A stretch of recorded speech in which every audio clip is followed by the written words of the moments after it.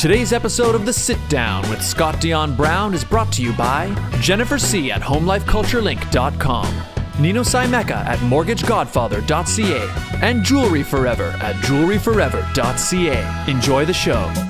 Broadcasting live from Glenmore Record Studios in Toronto, this is The Sit Down with Scott Dion Brown, your Sunday morning talk show with interesting guests, live musical performances, and the most fun you can fit in your coffee cup.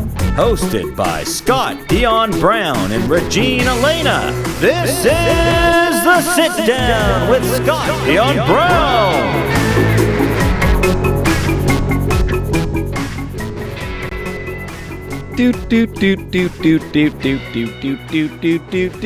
Happy Easter, ladies and gentlemen.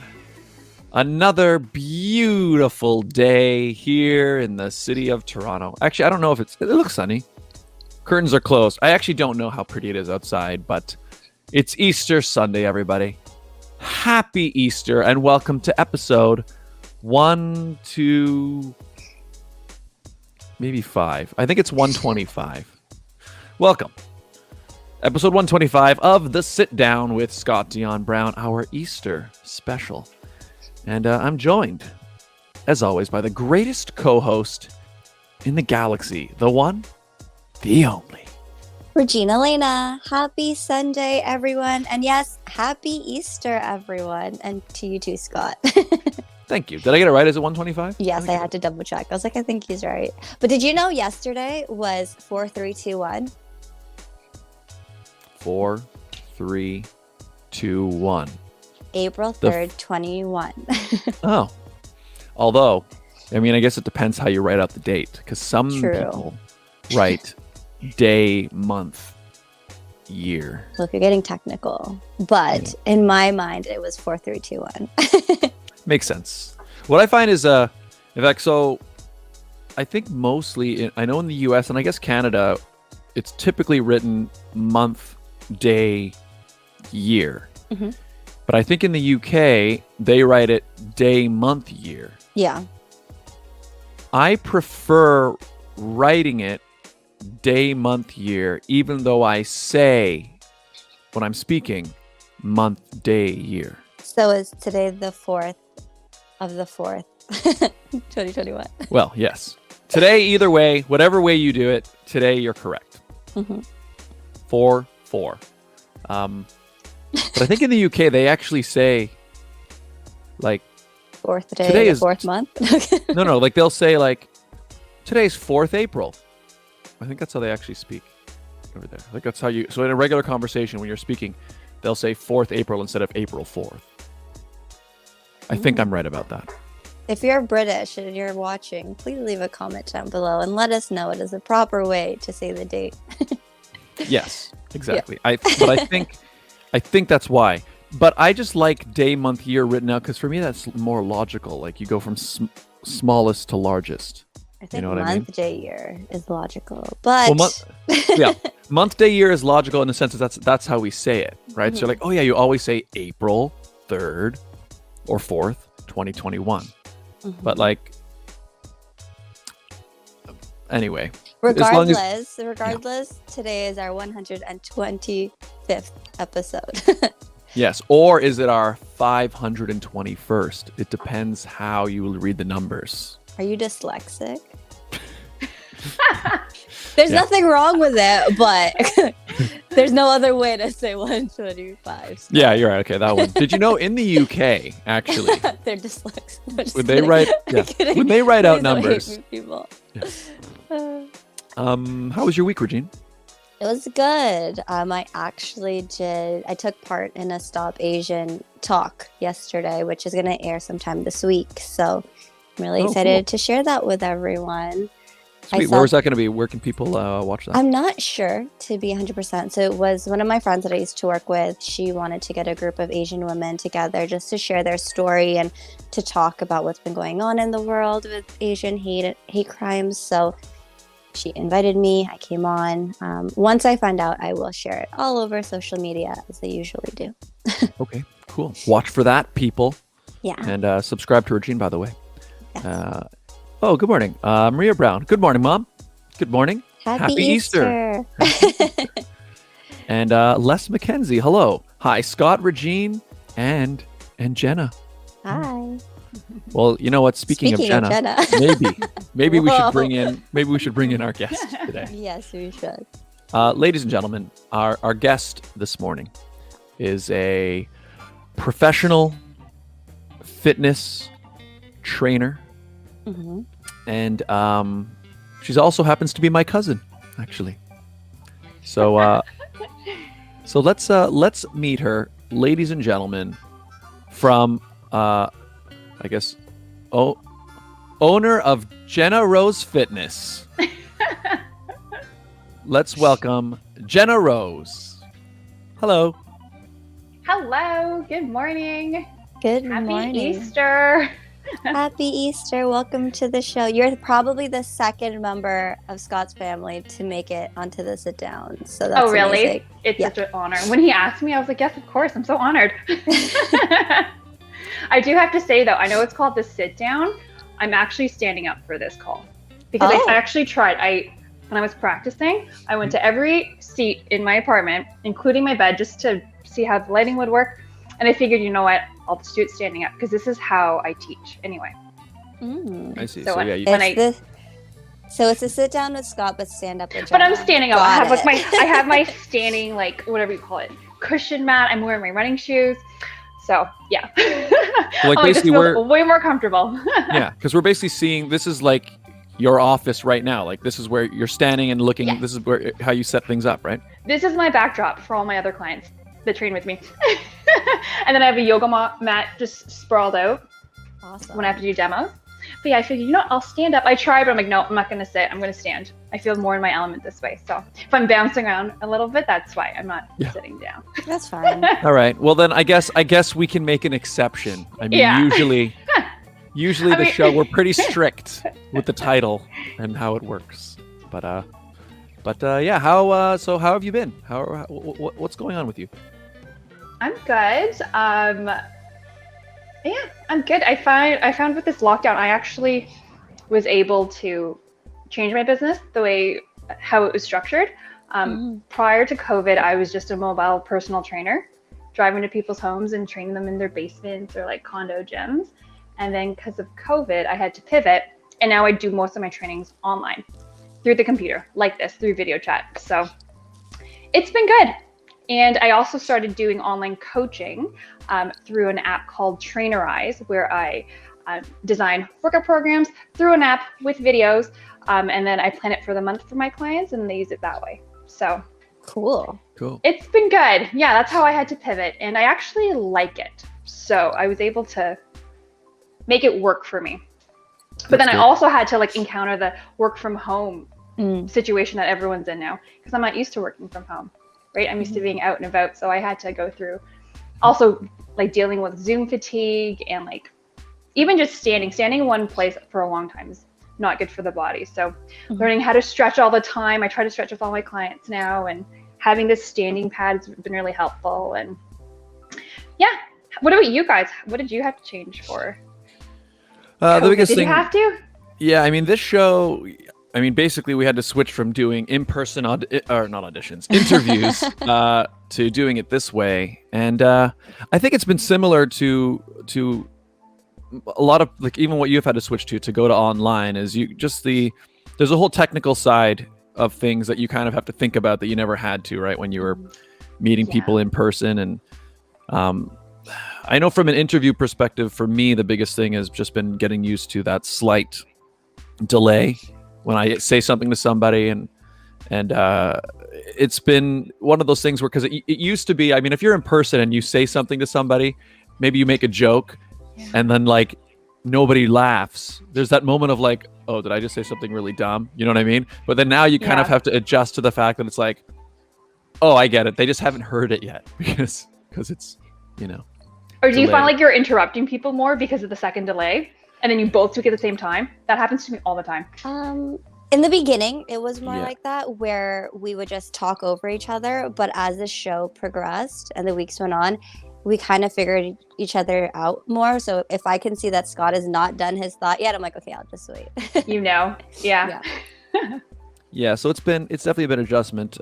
Yeah, but I agree. I think we don't do it quite as much, but maybe we're just getting used to the delay and used to the timing, and it's just, I don't know. I guess it's just the thing we're all going through. We're but just you used found to it now. so you were yeah, exactly. So you were previously doing so you weren't doing any sort of online training at all before the pandemic started? No. Wow. I should have, but I wasn't. I was super I mean, I don't busy think- in person.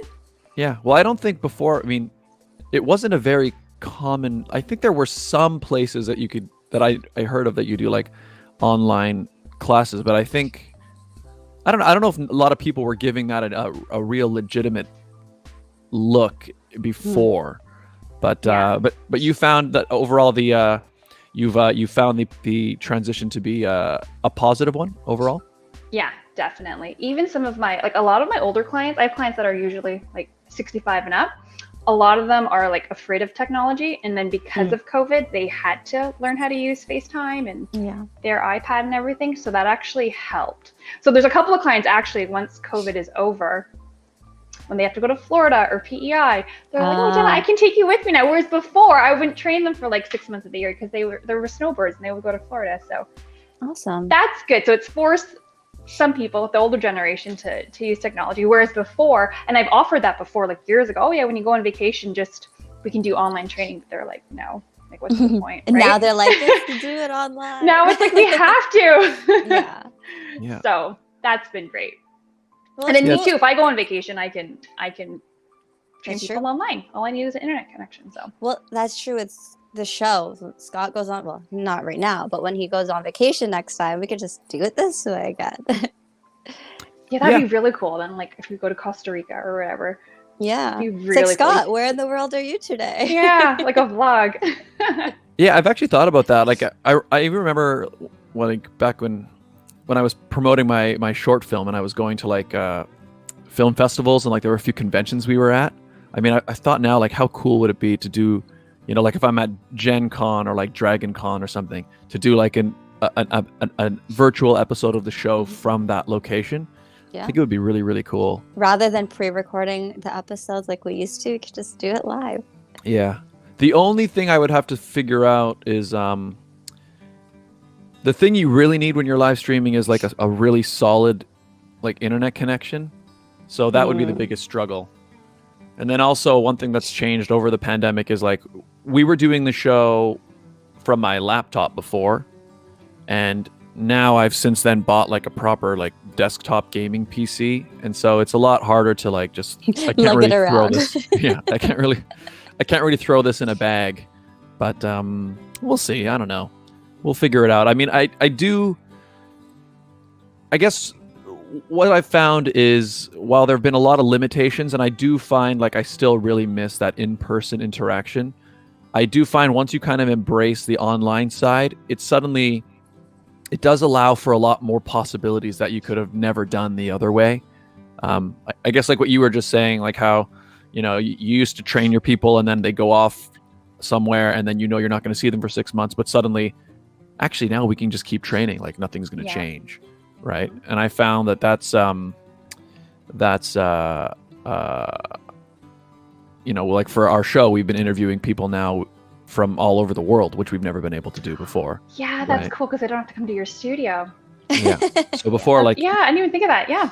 yeah, like before it was like, okay, the only time you can interview somebody else from somewhere else is if they happen to be in Toronto, they're passing through and maybe we can get them on this time. You know, but like we've interviewed people now like in New York, on the West Coast, in the UK. Is it the furthest the UK probably, Regine, you think? Or I think so. We've had 2 separate guests from the UK, so whichever one is Oh, that's further so from cool. each other, then sure. So we've had England and we've had Ireland. yeah.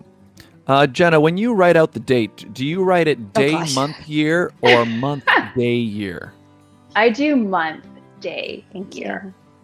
Yeah, I think I am in the minority. I think you're just When not it comes to normal. that. No, I'm just kidding. But the thing is, actually, now I'm trying to think. Because I think it might be the standard in Canada. Like, if you get like a document for like from the government or something, that might be day, month, year. Hey, A-Trax just donated $1.99 through Super Chat. Thank you. Hey, A-Trax. How are you? How are you? Good morning. Good morning. Oh, and he says hi. And also, oh, God is in the chat. And he writes, the fit down. That's right. This is the fit down. That's right. Thank you. Amazing. Thank you. Thank you. I was going to say, I think the CRA does it the other way. I think they do it. And I've also noticed when I do my own bookkeeping, when I'm on Excel, if I do whatever, it usually changes it the other way. So I think I am on the UK setting or Australian setting or something, because I know like the way that I think is intuitive, Excel is not like that. Yeah. Well, as I think it is the case that in the US, I believe their standard is month, day, year, and I think everywhere else. Oh, he just said another $1.99. He wrote, "I'm rich." Thanks, iTrax. Appreciate that very much. Happy Easter, and thank you very much. Appreciate that. And also, guys, so we are here with Jenna Rose Fitness. If anybody has any questions for her, that's regarding right. Any fitness, health questions. I have a question. question. Exercise. Yeah, I have Regine a has a question.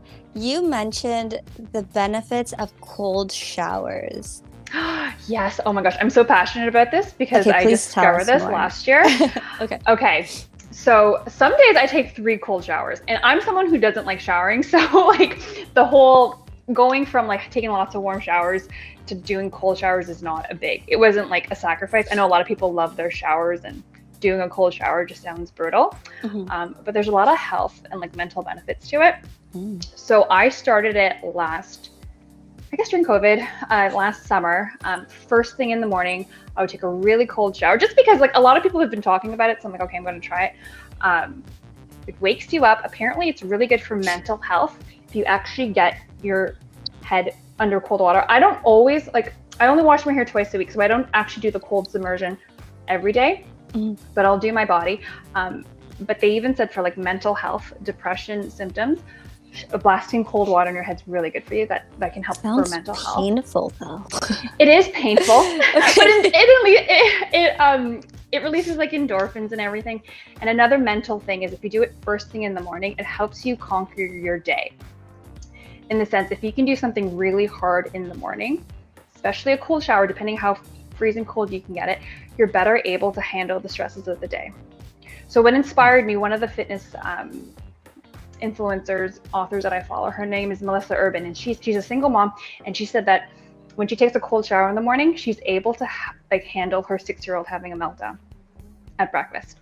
It's just the mental fortitude. So that's, for me, it was like mental health. But then also it wakes you up. That's great. And then I find now too, during the day, instead of me having a coffee, or if I need to be really like pepped up for like a client at like in the afternoon, I take a cold shower. And it wakes me up. And then I actually do this more at night than in the morning. It helps you sleep. So in order to fall asleep, your body's temperature needs to come down. Taking a cold shower at least 30 minutes before you go to bed can induce a deep sleep. So I've actually been using that. I'm more consistent with an evening shower than I am with a morning shower, a cold shower. That's just me because I love sleep. Sleep's my favorite, and I need a lot of sleep. Like, I need to manage my energy really well. But yeah, cold showers are really, I don't know all the science behind it. Like I read about it, but I can't really explain it properly. But it's really good for your immune system. If you expose yourself to a cold, it's an energy boost. Not just an energy booster, but it boosts your immunity. Even falling asleep, you should be in a cold environment. Having a cool bed or a cool temperatured room is really helpful. So yeah, I'm really into cold showers. I'm like, everyone needs to try. I know it's really painful, and then there's like different versions. You can do like a contrast shower where you do 20 seconds warm, 10 seconds cold. You can just have your normal warm shower. That's what I do actually. When I have to wash my hair, I have to wash it with warm water. I learned the cold water doesn't really doesn't rinse it properly. But yeah, you can have your warm shower and then blast yourself with cold water at the end to still get the benefits. So I see. Cool. Yeah. So, A-Trax, he sent another 99 cents, and then he sent another $1.99. He said, I'm going to go buy Scott. All right, A-Trax, thank you so very much. Happy Easter to you, and I really appreciate that. That's very nice of you. Yeah, that was the thing I was going to ask next, Jenna, was so how long would the cold shower be? Because I can imagine, it's got to be in the moment, it must be a little uncomfortable. So, like, how long should you hit yourself with the cold water? I think what I've read, the recommendation is like 2 to 5 minutes. And that's really long, depending on what your tolerance is. To be honest, when I first started doing it, I would put music on and I would put a timer, like a stopwatch. And actually, like after a minute and a half, I'm like dying. I'm like, I'd rather go outside. Like I'd rather work out and run for an hour than do this. It was torture. So you kind of have to build up to it. I don't always do 5 minutes. Some days, like especially if it's at night. If I'm really tired and I know I don't need that cold, like I'll only do it for 30 seconds or whatever. But it's better than nothing. But I think to get the benefits from it, especially the cranial benefits, mental health, anti-aging, all that stuff, I think you need to be like 2 to 3 to 4 minutes. But it's better than nothing. And at the end of the day, it's good to expose yourself to hard things. So if you can conquer that, that's a boost in confidence, and then you'll feel good to conquer the rest of the things you need to do for the day. Huh. Because you can just start with 10 seconds. Yeah, that's true. You just start and work your way up. Because I do know I've heard is like it's good to wash your face with cold water, and even for if you wake up in the morning and your eyes kind of feel puffy, which I do find sometimes, especially if I'm really tired, I'll just take cold water, go, and it actually does I feel like my eyes just go. So I guess that's another thing. It decreases inflammation. Yes, forgot about that. Really good. So there you go. Yeah. I mean, yeah, that's okay. I'm gonna have to try it out, but I can just imagine. You should let me know. Oh wait, Regine, Regine, we can't hear you. Let me see what's going on. Yeah, I can't hear her at all. Let me see. Oh, it's a little frozen. Try resetting yourself, Regine, or adjusting something because I don't hear you. Not sure, but hopefully we'll get Regine back. But yeah, so 2 to 5 minutes. I mean, yeah, I guess just starting it out, and I can see that it would. A minute. Yeah, I guess that makes sense because I could see that it would definitely wake you up. Is that better? Like it's like if you jump in the cold water, right? Definitely get woken up. So, all right, interesting. Try it and let me know how it goes. Can you see me now? We see you and we hear you. Yes. Okay, cool. Sorry. Anyway, someone tried to call my phone and it messed everything up. Oh, yeah. Okay. Dad, stop trying to call me. He wants to be live on air. It's like, stop. What was I going to say? No, I was going to say, I feel like cold showers, it does make a huge difference. I've never tried it personally, but I have really bad eczema. So everyone's been telling me I should try it. So I might. And what I was also going to say is, Scott, you should try it on a Sunday morning when you're normally tired and then see if it makes a difference with your energy on the show. Yeah. Go jump in the shower now and come back. See what happens. Okay, I'll be right back. But no, maybe I should because, like I said, it's usually these Sunday morning shows where I definitely use the cold water thing on my eyes, especially if I got up and I'm kind of groggy and like you just feel puffy and just like, it's nice to like, take a blast cold myself shower. With cold water. Yeah. And it's even recommended, like when you get out of the shower, don't dry yourself off right away. What? Oh, just air dry. This is like because you're already cold. They're like, let your body's heat naturally dry it up. I mean, that's like elite. But I try to do that. I'm like, okay. Well, the funny thing about it is like, yeah, well, like there have been times where like, especially if it's like at the end of the day and like it's pretty cold in our condo because we don't really keep the heat up very high and it's winter, so like we're more often we'll go on the couch and be under blankets rather than just use the heat to keep the place warm. That's good. That's very healthy. Yeah. Oh, good. Better for the environment too. That's why we did it. I don't know, but because of that, there are times where it's like, oh man, it's cold. You know what? I'm just gonna jump in the shower and warm up. So the idea that like, no, you're gonna go in the shower and you're gonna be cold, and then when you come out of the shower, you're not gonna dry off. You're gonna stay cold. I mean, you could dry off, but I see the idea. Okay, I'm gonna try this out. I'm gonna test this out because do it and like let us know how it goes. Yeah, next Sunday maybe we'll be like, week. hey Scott, did you take a shower this morning? Yeah, I will. I'll jump in. I'll do a cold shower. I'll see if I can do a minute. The thing is, a minute, like 5 minutes feels long, very long. But even a minute, anything that's like difficult to do for a minute is like anything that's kind of hard. A minute always feels long when you have to count the seconds. Yeah. Yeah. Like a plank. Oh. Yeah. I was gonna say like a wall sit or like our microwave minute. It takes forever. Yeah. Yeah. Well, yeah, any of that stuff. But okay. Yeah, do it. See it as an experiment, and depending on your personality and how you like it, you might, if you start doing it, you'll start craving it.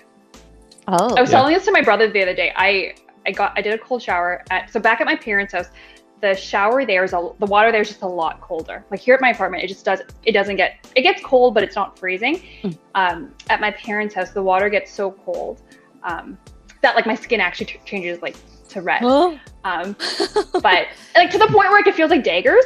Yeah. Oh my God, this is good for me. Whatever. I'm a little like masochist. I'm like, that's just part of the fitness girl in me, right? I think everyone that's into fitness likes pain. But anyway, so I'll jump in the shower or whatever. But this one time I got out and it felt good to get out, but I was like, no, that wasn't hard enough. Like that wasn't like, it was painful, but I'm like, and I don't know, I just felt like I didn't go long enough. So I went back in and I did it again. So it's amazing though, that you can train yourself to do hard things. So I couldn't do that 6 months ago, but now I'm like, oh no, if it's not as good. It's like what, I don't know if you can relate to this, but if you don't do a hard workout, you're like, oh, was that a waste of time? 100%. You It's know? like, why? Or the next day you're not feeling the pain. You're like, oh man, Yeah. why am I not sore today? Yeah, I can relate to that. Although, well, one thing I will find, in fact, I know we can talk a little bit about this too, because like, I want to ask you a bit about, tips for keeping fit during the lockdown, because I know me personally, like before all of this happened, I guess now a year ago, I had a pretty good workout routine. I was trying to increase it, but I was regularly going to the gym in my building. I was getting on the treadmill. I had a good routine of I was running. I can't remember now if I was running every day or every other day, but I had a nice regular workout happening, and it was nice. Good. It was good feeling. And like what you were talking about, how you kind of get used to wanting to work harder. And like, I was enjoying that feeling of like, wow, I actually upped the speed on the treadmill this time. And I went for longer, and then, the lockdown started, and all the, indoor amenities and stuff. And I think all buildings have been shut down. So basically ever since that started, I haven't really had a proper decent workout, I guess, in almost a year. I've managed to do a few things, but I don't know. I've personally found finding the motivation to work out indoors harder for me. Yeah. So I am curious what tips you have in terms of staying fit and staying motivated during this time. Well, I think it depends to see where you're starting off with. Right now, if you're not working out at all, anything that you do is good, right? So that could be something as simple as like going for a walk. And to instill that habit, if that's not in your routine already, kind of pair it with something, or you can't do it until you can't have your morning coffee until you go for your walk. Like make there be a reward at the end of it. Finding like an accountability partner that can do it. I actually like listening to a podcast or even music too, but I like to listen to like a podcast when I go for my walk. But yeah, it's always just starting the habit that's a little hard. But I would say first and foremost, go out for a walk. It's nice outside right now. I know last year when COVID started, it was around this time, right? It was March, but it was still really cold. That's really important. It's also important for mental health. Well, Scott, you live in a building. I don't know how high you are in the floors, but you could even like Stairs. Yeah, actually, one thing That's what I've been doing.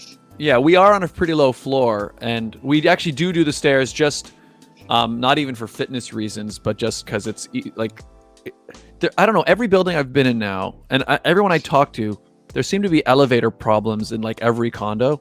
So we just to avoid all of that, we've been taking the stairs. So that's good. And one thing we have been doing, we have been going for a walk almost every day, which has been nice. That's good. So I guess it is getting out there and then taking the stairs. So we are getting movement every day, but it's not the same feeling you get from like a really, like, I'm not like exhausted or like really, pumped up after a walk. I'm more just, I always feel better, especially if you've been inside all day. It does feel nice to just be outside and get some fresh air.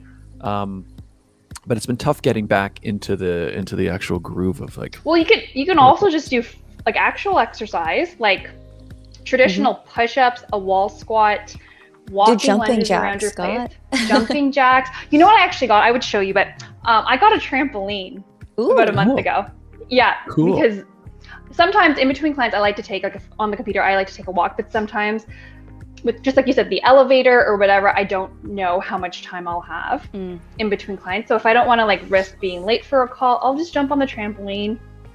And Nice. it's kind of an eyesore, but it reminds me, okay, I can get a couple of minutes of exercise. And it's so much fun. Like there's no resistance to it because it's like childlike. Like when was the last time you did a cartwheel or like danced or whatever?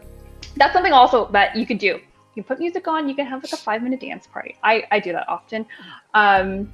You can just go on YouTube and Google a 10-minute like body weight workout.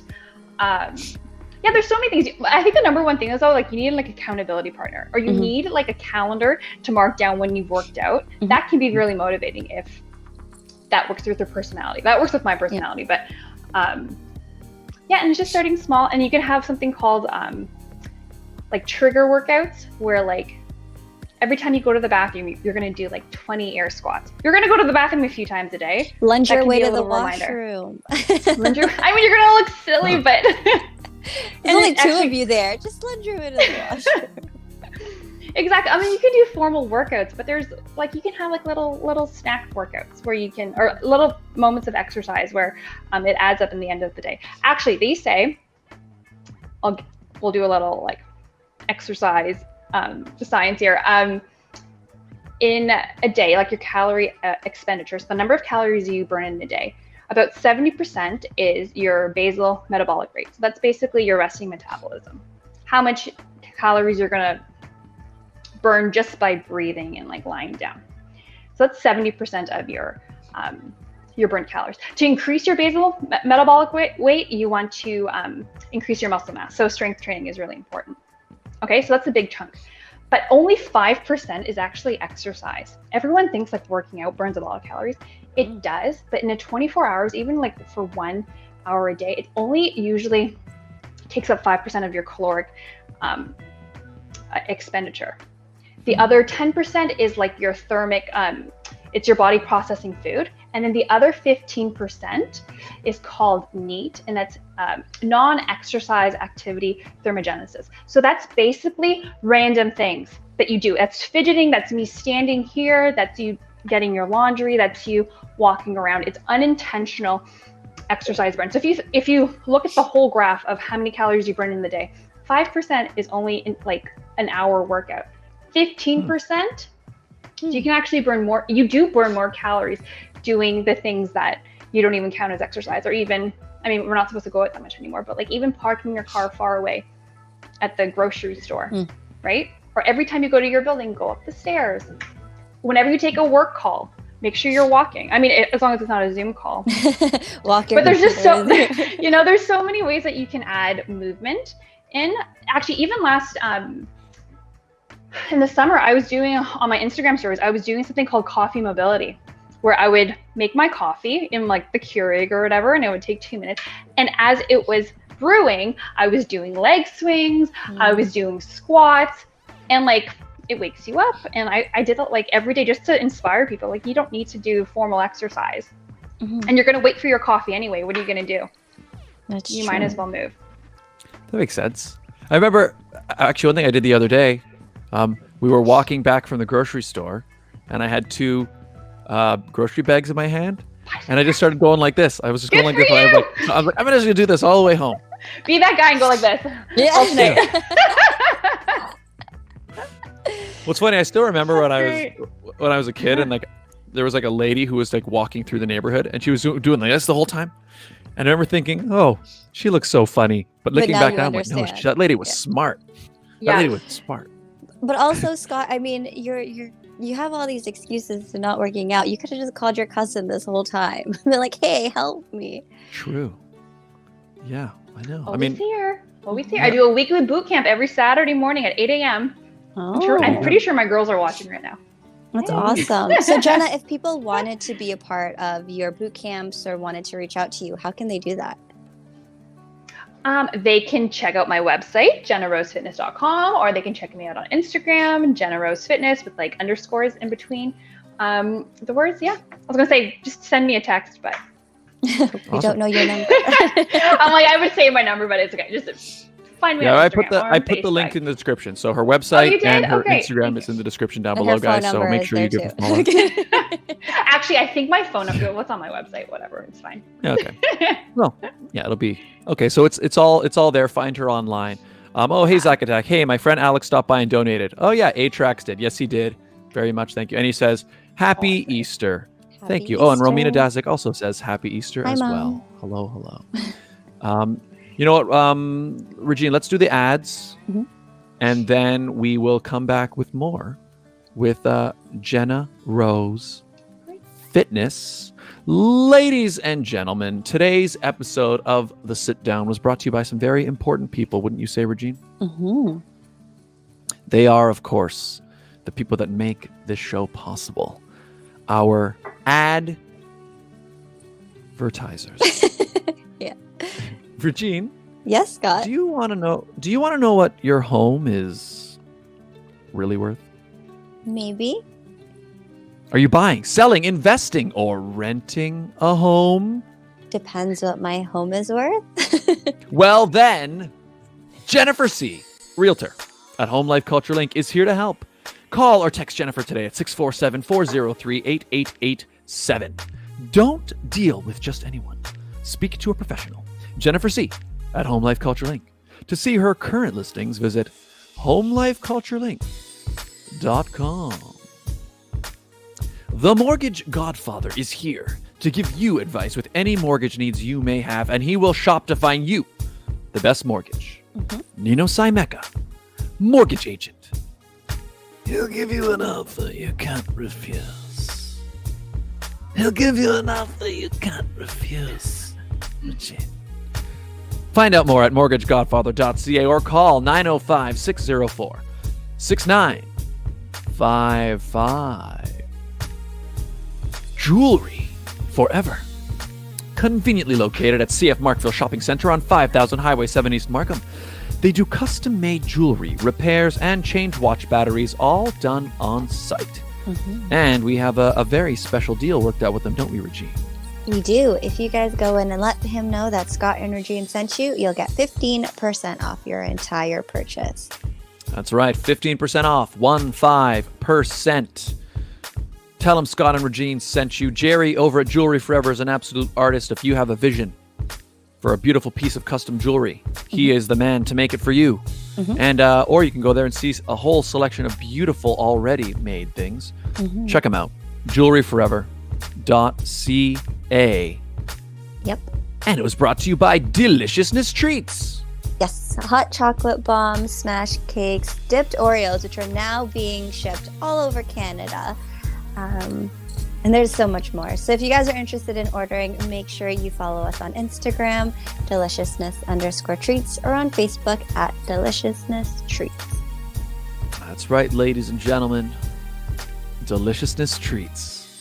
Sweet treats in egg form. For Easter, Although I guess yes. for Easter, yes. And then also in cake form. You know what? It's just all deliciousness treats. It's all delicious. And if you would like to advertise on the show, get in touch, right, Regine? It's very easy. It's simple. All you guys have to do is email us at radioshowad. That's radioshowad@gmail.com. That's right, ladies and gentlemen. We do the show live every week. And we do the ads live, which means you can personalize them week to week. Do you have an event or a sale or something happening in a particular time and place? You let us know. We let your potential client base know in real time. And it's like magic. It's an amazing way to start a brand new relationship with a brand new potential client base. Get in touch. radioshowad@gmail.com. And we're back. Ladies and gentlemen, hello. Welcome back. We're here. If you're just tuning in, we're here with Jenna Rose of Jenna Rose Fitness. And make sure all of you guys are following her on Instagram. In fact, one thing I did want to ask you about, Jenna, is because you post a lot in Instagram stories and like tips and like things. And one thing I remember you were talking about recently that I was interested in wanting you to elaborate on was this idea of how happiness works And you were talking at the time about something Oh, like, yeah. The hedonic Yeah. effect or the hedonic adaptation. yes. Can you Yes. explain a little bit how that works? Because I thought that was really, really interesting. Yeah, okay. Okay, let's see if I can get this right. So basically the hedonic adaptation is it's like the psychological concept that we all kind of go back to like a baseline of happiness, which is good and bad. So it's good in the sense that they've done studies where they've talked to people who've won the lottery or gone through like a tragic accident. 6 months after that event, their happiness actually goes back to before that happened. So everyone thinks, oh, if you make a lot of money or you win money, like you'll get really happy. But really, if you're more likely to go down to your baseline. But it's also a good thing, and if something bad happens. So anyway, study of happiness, how to motivate yourself to live a more fulfilling life.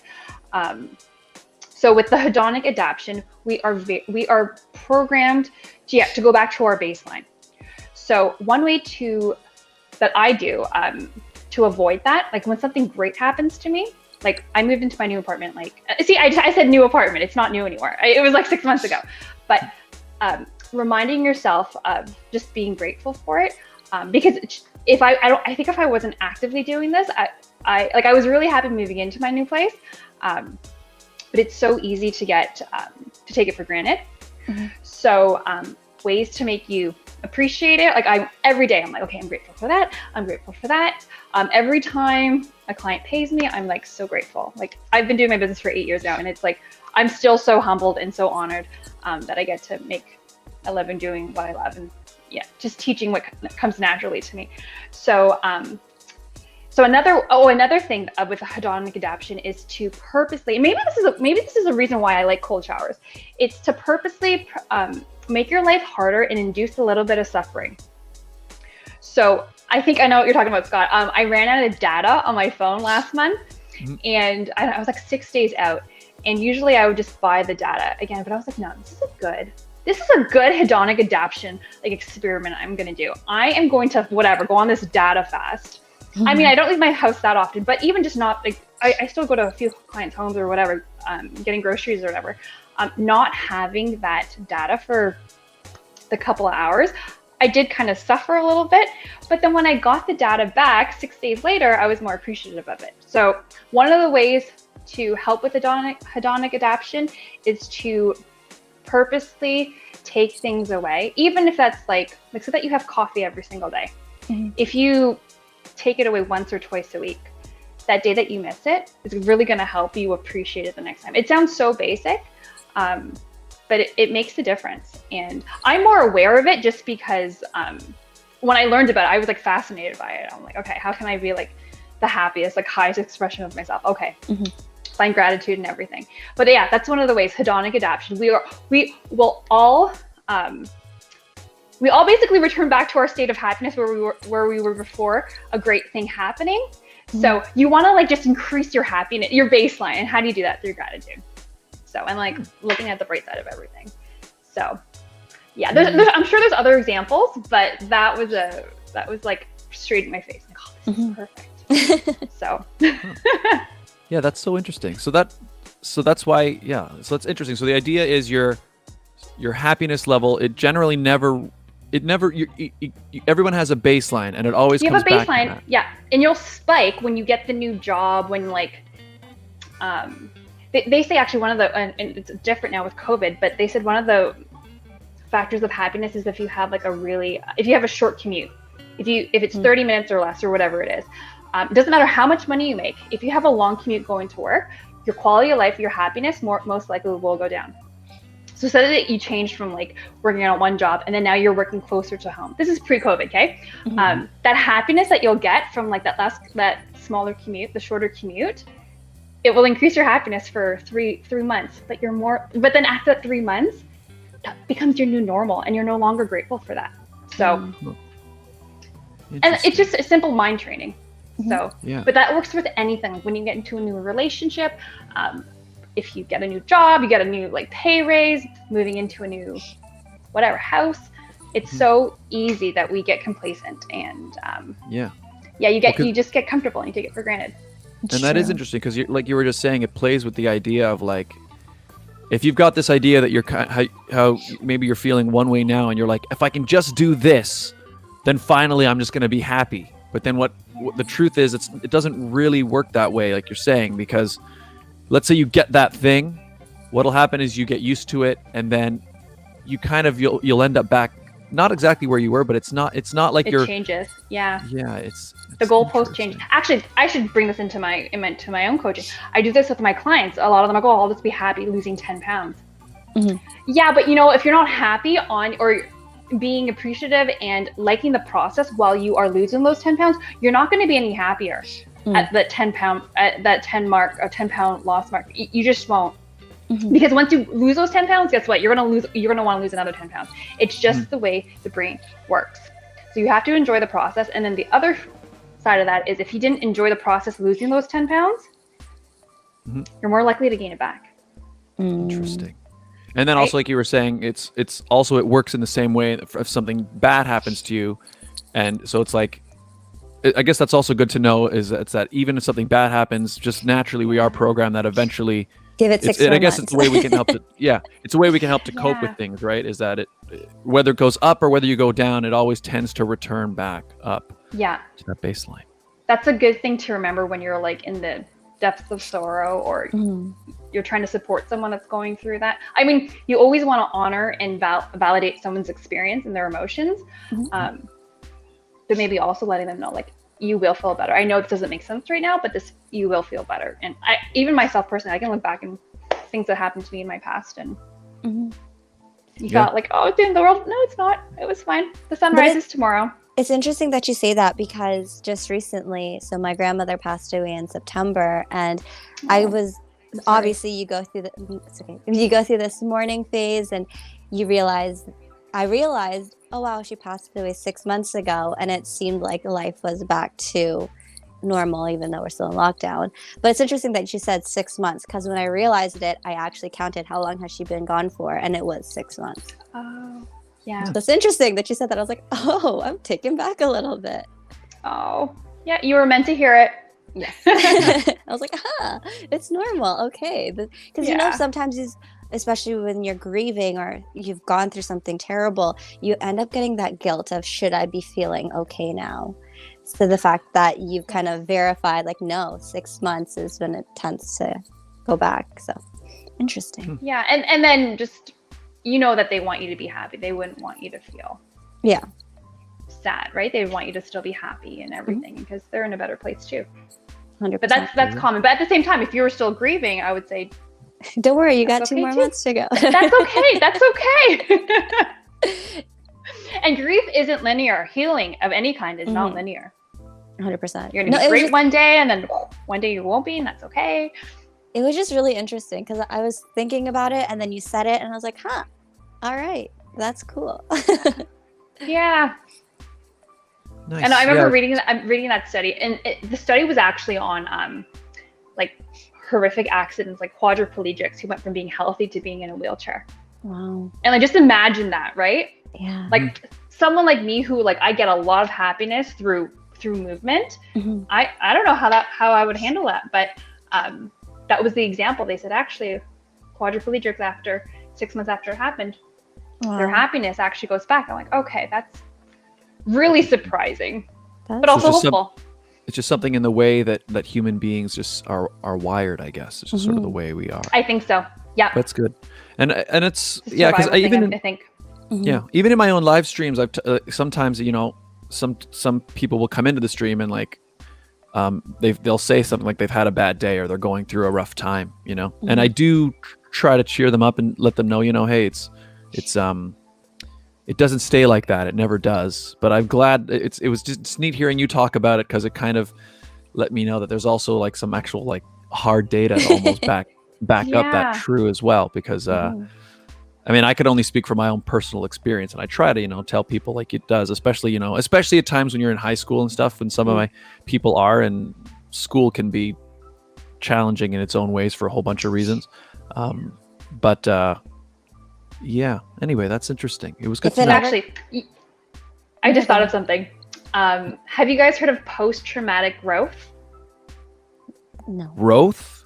No. Growth. Oh, growth. No, I haven't. So we've all heard of like post-traumatic, what is it? PTSD, stress disorder. That's really mainstream.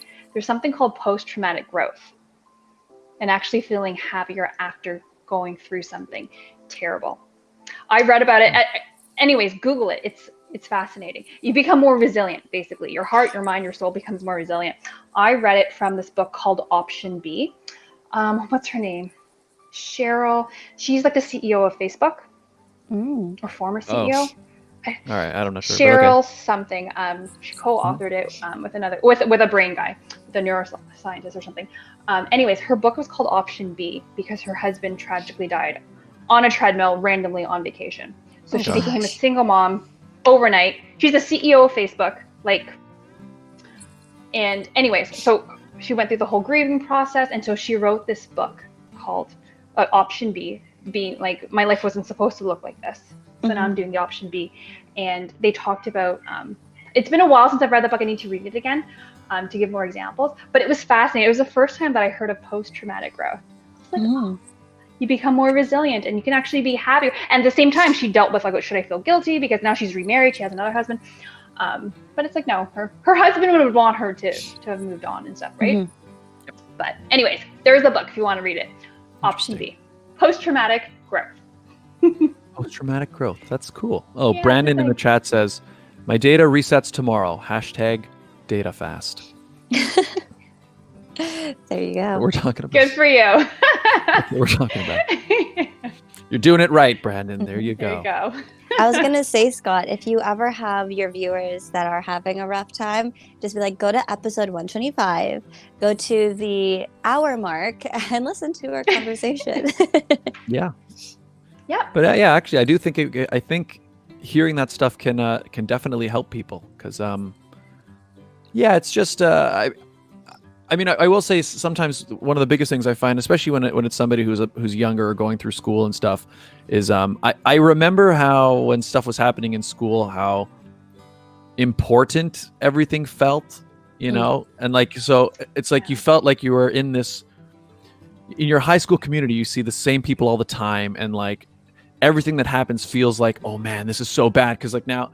And like, I try to explain to people how much it's like the day after you graduate high school, it's like suddenly none of that is important anymore. And it's hard to explain that to somebody who's going through it. Yeah. But it's just funny how I think how important, I don't know, any of it felt. Zooming out and getting a broader perspective. Yeah. And then you graduate, you go outside those walls and suddenly you're like, oh, actually nobody cares who was cool in my one school when you go somewhere else. Anyways, it's not totally related, but kind of is.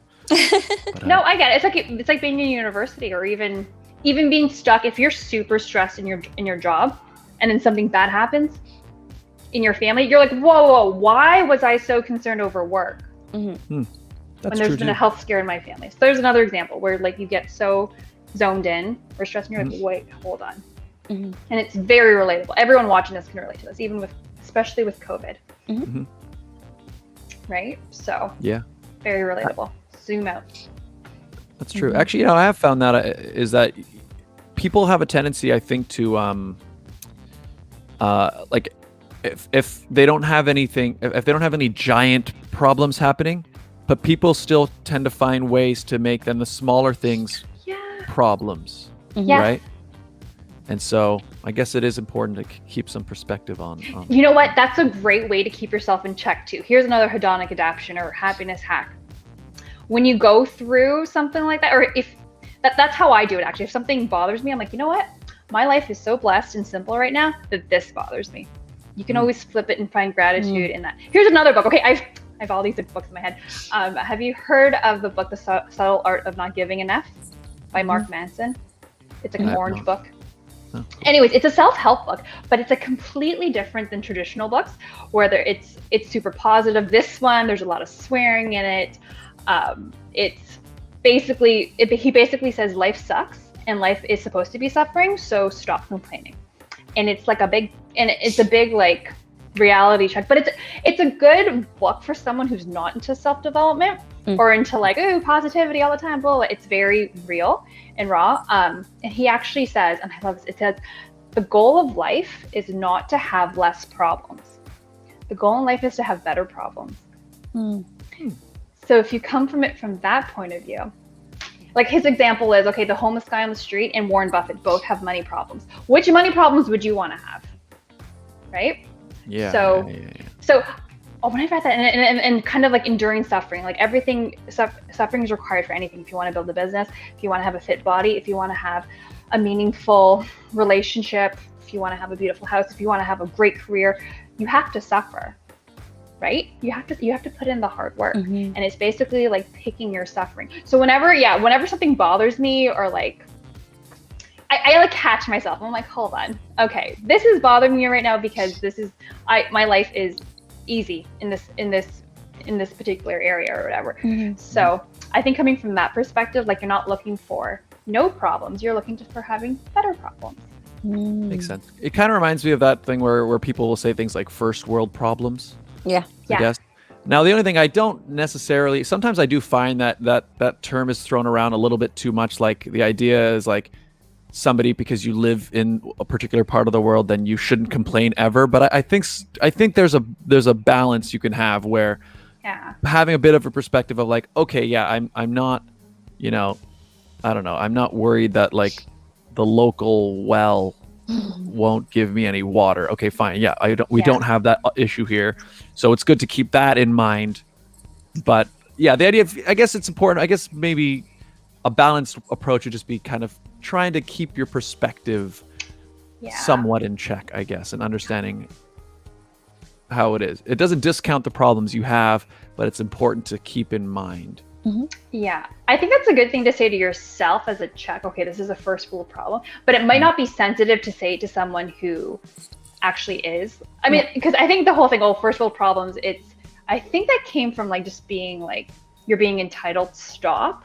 It's kind of being like, so I think you can use that. Like I would use that for myself. Okay, this is a first world problem. Like, yeah, I think that's a good way. Yeah, my computer crashed, but I have a computer. What a blessing, Yeah. But like, I wouldn't say that to someone else because that might come off as insensitive. But I think it's a really good way to keep yourself checked, Yeah. Yeah. Actually, But I like you can that. catch yourself. Yeah. I like That's that. what Yeah, I do. It's generally something you probably shouldn't say to other people, because it's right. I've never, and again, maybe this is another reason why it's like I've been greatly reducing my time on Twitter specifically.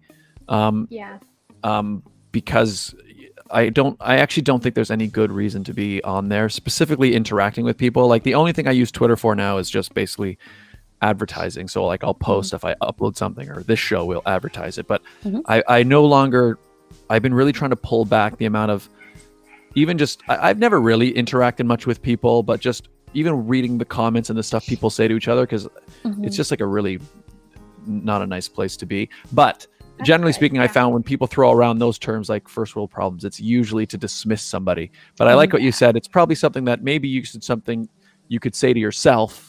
Yeah. And maybe not really spend time saying it to other people. Or maybe someone that's close to you that would like appreciate it, that would appreciate the reality check. Like if it's someone in your family or whatever, like your spouse, and they understand it, but like you wouldn't just, I don't know, I wouldn't say it to like a client or something. Like Oh my gosh, imagine. Yeah. I mean, I've had situations where it's like, well, or they'll say, oh, well, this is like home ownership problems. And I'm like, you know what? It's a good problem to have. Things like that. So yeah. Makes sense. Makes sense. All right, cool. Yeah, I'm liking this. I'm liking this Me chat. too. I'm like, let's just do more like life stuff. I feel like, honestly, for my job, I'm more of a therapist now than even a trainer. So I love this kind of stuff, like self-help and like Well, in fact, if I got something I wanted to ask about as well is, so I imagine obviously since the lockdown happened, you obviously had to switch to online, and so there was the whole technical adjustment with your clients. But have you found some of the problems that maybe you've been helping your clients address, that must have changed a lot as well? Like I imagine there's just different things that people are dealing with, and I wonder, is that affecting them physically as well? Like have you found, say, I don't know, how you teach is different now from before do you have different concerns because of COVID? Yeah, or or like being just online? people being at home. Maybe both. Yeah. I feel like in terms of like my teaching, or like even like a lot of my clients like joke and say like I'm their therapist. That hasn't changed because I feel like, I mean, we all have problems. Even like since I started my business, like I'm sure COVID, everyone has different ones, but I find, I mean, the only difference that I physically find is that I'm not physically there with them. So like one time I had a client, she picked up on FaceTime and she just started crying because she was going through a few things. And she said, she's like, Jenna, if you were here right now, like came to my house, we would go for a walk and that would be worth it for me. Right? Instead of doing weights or whatever. We ended up just rescheduling because I'm like, no, you need a nap or you need a walk. You don't need to be pushing yourself. And that's something too I need to read, that I don't know if I'm naturally good at this or I've just learned to be really empathetic. Reading my clients' mood or emotions, because that can be that's something I need to take into consideration because I don't want to harm them. So if they're sad, and I've had clients who've come to a session and they're really sad, we will do something really gentle because that's what they need. Sometimes half the session is, before COVID, is just me sitting on the mat with them and them just talking to me and crying. And that's fine. That's what they needed. And then we do some stretch, whatever, and that's perfect. But on the other side, when clients come to me and they're angry, like super amped up, like so much like anger, that's a motivated like energy, right? They are really strong. I've had clients PR, like personal record, like can do more push-ups than normal because they're so angry. And after the workout, they feel good. I mean, they're not 100%, but at least we moved that energy and they feel more empowered and stuff. Yeah, but at the same time, if they're really happy, joy is also a very motivating emotion. So yeah, I wouldn't say it's changed through COVID because life good and bad has always happened before COVID. But that's something I take. I read the room, and my clients are all comfortable with me now, where I'm like, they'll tell me what's up, right? I don't need to guess. So I base the workout on that. So yeah, because I don't want to injure them, you know? Yeah, of course.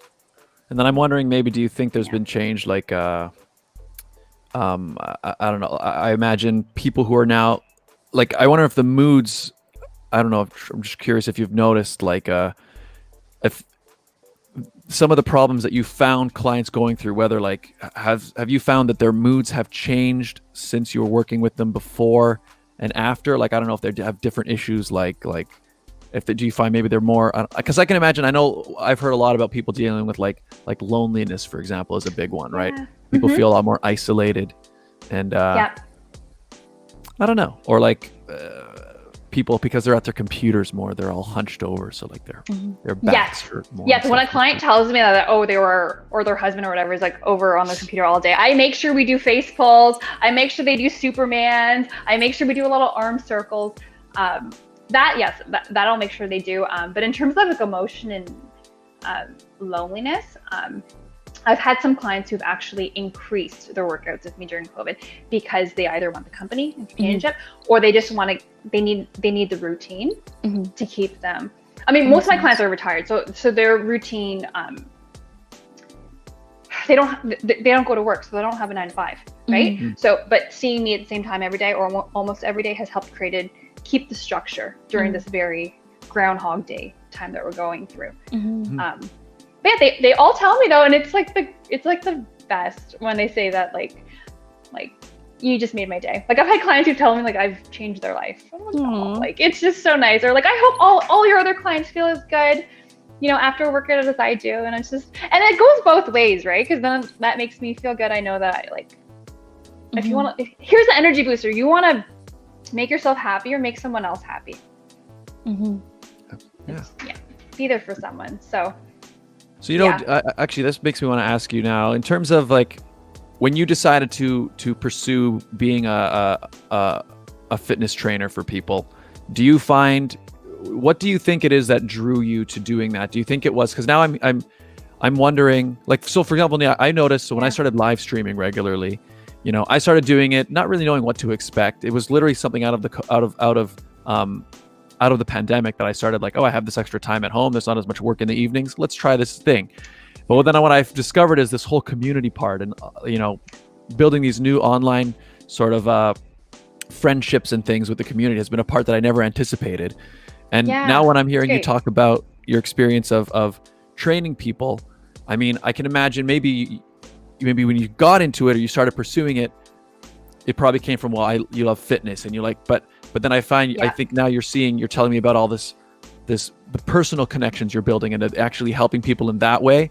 And I'm just curious, when you decided to pursue it as a career, did that play into it? Like you wanted to help people in that way, or were you aware that was going to be a big part of it, or what do you think drew you into it? Yeah. Oh, this is a great question. Okay. So, I was always into like fitness and stuff. I think at like 14, 15, I'd work out in the basement. Like the highest mark in grade 12 that I got was exercise science. But I went to school for business because my parents were like, no, you should go into business, not kinesiology.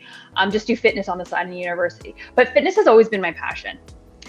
And they say, like, in terms of if you want to find your passion, you gotta go back to like when you were a child and see what you really liked. For me as a kid, I loved dance and I loved soccer and I loved just being active. So that's in alignment to what I'm doing now. So yeah, I was really into fitness. I remember actually, I don't know if my dad remembers this story. I'll tell this story. When I was like a teenager, I said to my dad, if I win the lottery or I become rich, I'm going to become a personal trainer. And that is just because that's my passion. And my dad's like, huh? If you were rich, you would have a personal trainer. And he's like, you just like to exercise. And I was like, oh, maybe. Anyways, fast forward. I went to school for business. I did accounting for a little bit. As life happens, I ended up losing my accounting job, but I already had my certification to be a trainer. And I started doing that on the side. I'm like, okay, I'll go back into accounting, once I get the right job. But then my business just boomed. I think I was like 24. Yeah. The business just boomed. I mean, I was at the age where I was living at home. I don't have any dependents. I can take this risk. Gary Vaynerchuk says in your 20s, that's when you should be making the leap. That's when you should be taking the risks. Not when you could when you're 40, but when you're older and you have more responsibilities and more dependence, the time to do it is now. And that's what I did. Anyways, but yeah, my business just grew. And I remember actually being at, and I just did it because I loved fitness. And I'm like, I'm good at it. And I still am an introvert. I was an introvert back then, but I still am an introvert. But I guess the one-on-one is really good for me because I'm good at one-on-one. In a huge crowd, not so much. But I remember going to one of my first fitness conferences with other trainers, and I was still an accountant. I still remember feeling like an imposter sitting in this room. And I remember one of the master trainers said, the actual number one thing to be, the personal training industry is cutthroat.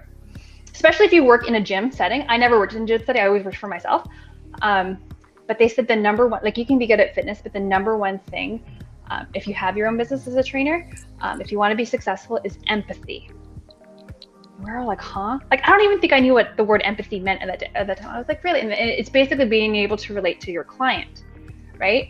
And back then I was kind of in self-development. I think I've always been on that self-growth path, but I remember the trainer too said, you're going to be a therapist for most of your clients more than a trainer. And people buy personal trainers, not personal training.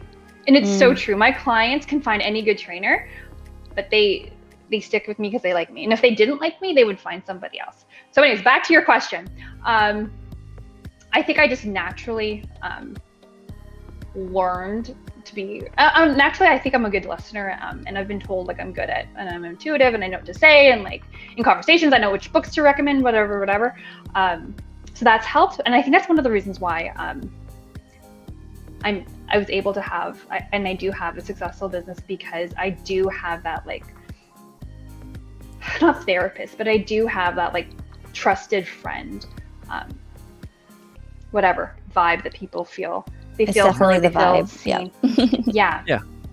And if I don't know something, I'll be like, oh, I don't know. I'll figure it out though. Mm-hmm. But I definitely, I grew into that. But the cool thing too about fitness, and this is really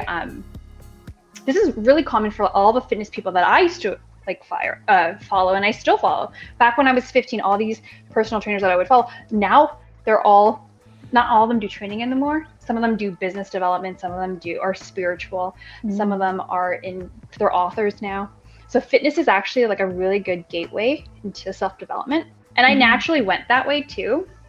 So I guess it makes sense because you kind of, I think to be successful, like becoming physically fit, I think there's a huge part of that is mental, right? Almost more of it even. Oh, definitely. I think it's all mental. Yeah. Most of it. Even like, why do you eat? Most of it's mental or emotional, right? Like what drives you. If you're not in a good place and you tend to overeat, if that's a way to self-soothe or to numb, that's something like you have to look at, right? Whereas if you're in a good mental space and you just see food as like fuel, you'll get fit a lot faster, or you'll lose weight a lot faster. There was something else I wanted to say. I can't remember. Oh, I had a client once say to me, he's like, Jenna, you just need to just become a psychologist. He's like, I would pay you more. You'd make $250 an hour, and then my company would pay for it. Because he would tell me, he's like, I get more out of these sessions than I do with my therapist. Wow. And I'm like, yeah, because I'm a good listener, and he's really open-minded, so I'm able to just speak my truth. I'm like, oh, you should try this, you should try that, read this book, do that, meditate, journal. Like, I'm not going to say that to every person because that might be, that just might be just beyond them, or just, they wouldn't want to even explore that. But yeah, I didn't know in fitness that it was gonna I was gonna be more of like a life coach and stuff. And even naturally, I'm kind of geared more towards that too. Yeah. So that's interesting. Yeah, what's the thing? I think before we even started talking today, I never would have considered it necessarily that way. But now that I think about it, it makes so much more sense that that's how it would be. Because, I mean, and again, it's the big difference between like I can go on YouTube right now and I can find like a fitness video and I can just do, the exercise. But there's a reason why I think there's a reason why people, there is that personal connection, and also like, there's more to it than just you're physically moving your body to do things, right? There's and we tend to like people that are similar to us. I think that's like human nature. That's true. Right? So I think you will, like, the clients that are similar to me will resonate, or not resonate. They'll be more attracted to me, right? So like I remember one time I think the first year of my business, I had a client tell me that she was used to she had this like really aggressive trainer who used to train like Matthew McConaughey and like Hollywood. Like she was like in fashion and stuff. And she was like, yep, I'm used to him yelling at me, screaming at me, saying things like, I still remember this, sitting on the toilet with your rolls hanging out. And that motivated her. And she's like, I need you to talk to me like that. And I was like, before, I said to her, I'm like, okay, I'm not a bully.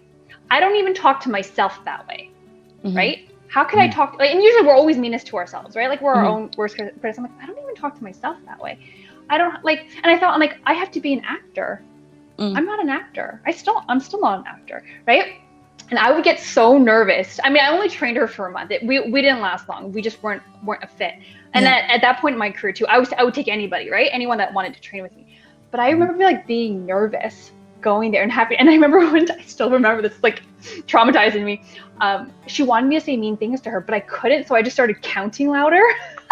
1, 2, 6, 7. And then this girl was like, this woman was just very, very like bold and rude. And she's just like, yelling louder isn't helping me. Oh, geez. Like, but anyway, so that was just a perfect example of like a misfit. So like I wasn't her cup of tea.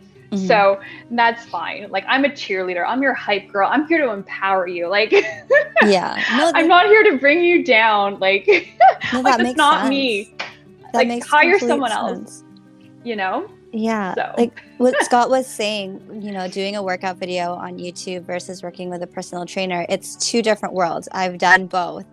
And I've also had a personal trainer that I didn't really get along with, or I just didn't vibe well with them. So then I moved on to the next one. And it helps to creating a friendship, because then you get to trust the personal trainer or the person that you're working with, which is also why you end up becoming the therapist. Like you can ask, so I work with this guy named Buff Boy, and literally every time we do virtual workouts, we're just talking throughout the entire thing, but I'm still doing my Fun. jumping jacks and push-ups and all that stuff. So I And think the hour goes empathy by is faster. 100%. Yeah. But empathy is really a word that needs to be embedded in a lot of personal trainers, because not everyone is empathetic. I'm sure the person that screamed at her was not empathetic either. No, yeah, that was just his style. That's scary. Like, I was so nervous. I was like, oh man, like. That's like the people I you literally- see on like boot camp videos. Like, go, go, Yeah, go, go, go. like I'm not a Yeah. Jillian Michaels. Like I would fail the audition for like Biggest Losers. That like, okay, this girl's too nice. Like, Yeah, I'm I like, guess, how yes, are you and- feeling? Where's your heart, dude? Like, where's your heart? Where's your mind today? Yeah. Anyways. Yeah, so I guess some people I guess if that's what they want, or they need that to like get them moving. But yeah, it makes sense that wouldn't be for everybody. No. Yeah, that's like There tough you go. love. It's not even tough love. That's just like tough It's just love. mean. That's just mean. Yeah. Oh, hey, Zai Zai is here. Scott, your 12-hour stream has 500 views. Congrats. Oh, Wow. thanks. Yeah, yesterday. Oh, if I yeah, could- I wanted oh, to yeah. say congratulations. I forgot. And how did that go? Yeah, I forgot to ask you about that. Yeah, that's 12 yeah. So hours is a long time. Oh my gosh. yeah, last night, everybody tuning in. Last night I had my 12 hours. Not last night, all day. I started at noon. We wrapped up at midnight. Actually, about 12:15. We wrapped up, and it was to celebrate 2,000 subscribers on the channel. It was a grind. It was a grind. It was You know what I realized? Cold shower. Yeah. Well, that's the thing is that what I realized is it was a lot like, you know, when you take if you've ever taken a long flight, and they always say things like, you know, every few hours you should stand up and you should go for a walk because you want to avoid like, Yeah. I don't know, blood clots in your legs or whatever they say. Mhm. And I kind of approached it that same way. So every like 3 hours or so, I got up and I played, like I had just music playing or something, and I would get up and I would go for a walk and I would stretch, and then I would go Okay. to the washroom, you know. And so it was rough. I mean, by the end, I was pretty sore, and the thing I didn't expect was my throat was pretty sore, because it's interesting how it's so rare that you need to be constantly on for that length of time, right? So like, it's not even just like I'm passively just on my computer for 12 hours, which I've probably done lots of times. But to actually be, you have to have a certain energy level, and your voice is at a certain volume, and you're like going constantly for 12 hours. That was, That's amazing. it was pretty interesting. It was, I liked it a lot. I mean, it felt great. But it's not, I don't think it's something, I mean, I don't say never. It's not something I regularly do, but you could maybe work your way up to it. But it's not something I necessarily want to do regularly. It was, it was pretty Stamina. aggressive. There Yeah, were but it people was there cool. requesting Good for you to you. do 24 hours. Yeah, I mean, well, so yeah, one thing I will say, I wouldn't be against that idea. Although now that there's two problems. One, I would have to make sure I do prepare more beforehand. Because one thing I did wrong for this one was I was doing a lot of preparations for it the night before, and so I actually didn't end up in bed until 5 a.m. So Oh, so you yeah, weren't so- even, yeah. I wasn't Rested. even well rested. Exactly. So Jeez, Scott. I can imagine sleeping for such a short amount of time and then staying up for 24 hours. I mean, that's not very, healthy in general. So, but then the other problem that I found out, if I'll notice, I saw some people in the Discord server were posting about it. If you go to the video now, it says it was like 11 hours and 56 minutes. And I was like, what the heck? No, I know it was longer than 12 hours. Now it looks like YouTube has a max video upload of 12 hours. So I fast forwarded to the end. It looks like they've just chopped off the last 20 minutes. So I think what I'm going to do, I think those 20 minutes should be on Twitch. And what I'm going to do is I'm going to pull it off of Twitch and just upload that last 20 minutes, because I That's want like the best ending part, to be there. right? Yeah, that's Yeah. when you hit. Well, I mean, I Yeah. recorded it for you, so you just use Yeah, that. exactly. So we have it. So There you so go. yeah, so for people who see, we did go for 12 hours. We actually went over 12 hours, but YouTube chopped it off. But anyway, it was pretty cool. It was a fun experience. It just felt special because there were a few people who were actually there. There's a couple people who were there the entire time, like they were online I actually from noon forgot. until midnight. Yeah. I Well, forgot. I was like, well, to me, because, Good Friday was a holiday and then Saturday, Sunday. So I actually thought that it was Sunday. And then I was like, oh my gosh, it's 5 o'clock. Let's check in and see what's going on. well, that's okay. But that's saying most people were not there the whole time. They were like, people who came in from the beginning and then they'll pop in again a little bit later and just That's what I checking did. in and stuff. But it was Yeah. good. I mean, we got a lot. Like I said, it looks like we hit 500 views, That's 500 awesome. viewers, over 50 likes. Great, yeah. So it was pretty. It was an experience. I'm pretty tired today, but it did feel like I the. bet. Take a cold shower. Yeah. That's actually a good idea. It's a good idea. Yeah, I popped in a few times actually yesterday to Yeah, I check saw out you, yeah, Alaina. And then, but I didn't say hi till the end because I think in one of your messages you're like, oh, if you pop in, say hi, or I think it was like your Facebook link or whatever. And I'm like, oh yeah, I should. I guess he can't see who's viewing, but I popped in a couple times throughout the day, and then at the end I was like, okay, hi. Nice. But you were good every time I jumped in. Like you're so like animated and like entertaining and good for you. Like silly, like amazing. Good for you. Like I can see why people would want to watch you for 12 hours. Yeah, even that it's been an interesting learning curve. It's so funny how I wasn't doing any of this at all before the pandemic, right? It was all, I mean, I was still uploading to YouTube semi regularly, but it's very different to like film a video and then edit it and then kind of make it perfect and then put that out, right? Yeah. It's something else to just sit down and let people just watch you as, this is what you're doing, that you can't change it, you can't edit it. So it's been a completely different thing. I mean, it's definitely helped me. I think even live streaming has helped me, even just doing the show, like the sit down. Like we were doing the sit down before, and that was always live, but there's just, I don't know, a lot more camera time. You get used to just being here talking to a camera and all that. It's been cool. It's been, and like I said, the biggest part is that I didn't realize and didn't anticipate was the community aspect. Like I didn't know what Discord was literally before I started streaming, and now I've got this Discord server that's got close to 400 people in it, and it's growing all the time. And it's just like this community of people, And they're always on the show. They're always on the show. Exactly. That's I mean, a bunch of them in the amazing. chat. Got some loyal fans. Yeah, it's been cool. Actually, Scott, I wanted to say the fact that you celebrated 2,000 subscribers is amazing. That's a perfect example of the whole hedonic adaptation. Like, and I'm assuming you have a huge goal that you want to get it as big as you can, but you celebrating the milestones, so good. So nice. So I Good was for you. good. That's good. celebrate your wins. It's about the journey, right? It's about the journey. Yeah. Makes sense. Mm-hmm. Well, I feel like that's actually a really good spot to I feel like we hit something nice. It's a good place to wrap up, I think. Yeah. Flew by. Wow. Mhm. It did, yeah. I know we're already at an 12:30. hour and a half, and I feel like we actually could keep going, but I feel like we got it. It feels pretty good. I Feels totally pretty would, but I have a client at 1:00, so I Perfect, know, like, and that's even more of a reason. yeah. But I can Okay, come great. back for like a second time whenever you Yeah. want. But You I'd be should. down. Maybe next time you come on, we should do some demos with you. totally. We'll do the I like that. stand up instead of the sit down when you come on next time. Okay, yeah, let's do it. See, Okay, I yeah. stood up the whole time, and it was fun. I I mean, I leaned a little know. bit on the counter, but Yeah. to me, this is more energizing than sitting down. My phone makes was sense. telling me to stand up a few times, and I just kept dismissing it, like leave me alone. Oh, yeah. Or it'd be like That's good that you breathe. have that, though. Do you have a Fitbit? or a an Apple Watch. Whoop.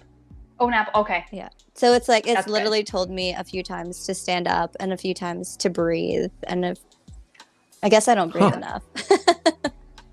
Deep Breathe. breaths. That's an important one, Regine. It was like breathe Breathing for is a important. minute. I'm like, what? Am I not breathing? You should breathe longer than that. It says it right here. Probably It says- breathe constantly. It says breathe for a minute if you can see it. Oh. Oh, no, you can't. But it Oh, says, that's so cool. I was like, all right. Maybe it says, does it say that every minute? No. If I don't, I'm Breathe for a assuming minute. it's reading your like respiratory rate, right? Oh, Like, Yeah, it it must says be. Yeah, yeah. those wearables 7 are very It intelligent now. says 7 breaths in 1 minute. If you put 2 minutes, it's 14 breaths in a minute. Interesting. Yeah, no, I'm okay. I'll Oh, do so they want that. you to like breathe slower over, like I breathe slower guess. over a minute? Maybe I'm Oh. over If you breathing. extend, if you extend your exhale, that's a very calming effect. So if it's catching that you're anxious, if that's what it is, I mean, I had to use the Ah. washroom, so maybe that's. Yeah, maybe, because I know if you extend your exhale, that is good for your parasympathetic system. Oh, so my calms watch you is down. telling me to stop being anxious. Got Oh it. yeah, I'm guessing. It could be 'cause I think that's what those watches do, right? They try to make you calm. They're not going to try to amp you up. That's true. Because we can do that on our own. Yeah, that's true. Yeah. We can definitely do that on our own. That's for sure. All right. Well, Jenna, why don't you one more time? I think this was a great conversation, and I think after this, there's a lot of people who would be interested in finding out more about your training and everything. Where can people find you once more? You can find me at Jenna Rose Fitness on Instagram. So Jenna_Rose_fitness. You can check out my website, jennarosefitness.com. I'm also on Facebook. Yeah. Excellent. There you go. Links in description, everybody. Links in description. Make sure you give her a follow, especially on Instagram. You'll Say want to hi, see her. message me, say I saw you online, or I saw you on Pet Show. Yes, do that. And so especially on Instagram, you'll want to see her Instagram stories because she does talk about things like the hedonic adaptation. Hedonic adaptation. And it's the hedonic effect. Yeah. Yeah. And other good advice and how to be happy and fit and live like the best life that you can. Exactly. So follow her there, guys. Link in description. Regine, where can people find you? You guys can find me on YouTube every Monday and Wednesday for the pageant sit down, live every Monday and Wednesday at 7:30 p.m. Eastern Standard Time. You can also find me on Instagram and Facebook at It's Regine Alaina. And if you'd like to continue following my pageant journey, you can follow me on Instagram and Facebook at Ms. MS Galaxy Canada. Where can they find you, Scott? You can find me right here where you're watching this very video, youtube.com/Scott Dion Brown. And yes, we did just celebrate 2,000 subscribers in a 12-hour live stream yesterday. Thank you. Also, I uploaded another video right before the live stream. I uploaded a new video called That's Cap. Check it out. Show them. You can see the story behind this glorious new hat. So it's only a few minutes long, but check it out. I upload videos there. We live stream all the time. There's vlogs, there's music, there's comedy sketches, there's all that stuff. YouTube.com/Scott Dion Brown. You can also follow me here on Instagram and Twitter, Scott Dion Brown, but YouTube is the best place. We're having a great time. The channel is growing, and it's a beautiful thing. Jenna, thank you again so much for being here. This was Thank a really, you for really having fun me. episode. Happy Easter. Happy Happy Easter, everyone. This was our Happy Easter special. I kind of forgot it was Easter. I wore my green shirt. I'm like, how can I be festive? Okay. Oh, perfect. I did florals. I'm like, what's Easter? Yes. I left up the balloons. The balloons are from yesterday, but I know, Regine, you were like, leave the balloons out there. They're good. Yeah, Easter special. I don't even have bunny ears. I couldn't even put that on. So I have a pair somewhere, but I don't feel like looking for it. I actually thought about it because I do have a pair, but I'm like, no. I want to be taken seriously the first time. So the second time, bring on the bunny ears. Second time, yeah. Exactly. But this was a great chat. I think this was interesting, and all you guys who tuned in, thank you so much. You could have gone to any website, you could have gone to any video, but you chose to spend your Sunday morning or afternoon, wherever you are in the world, with us. And for that, we're very grateful. So we'll see you all next time, ladies and gentlemen. Jenna Rose Fitness, thank you so much for being here once again. Thank you for having me. And we'll see you all next time. Happy Bye, Easter. everybody. Bye. Happy Easter. Easter.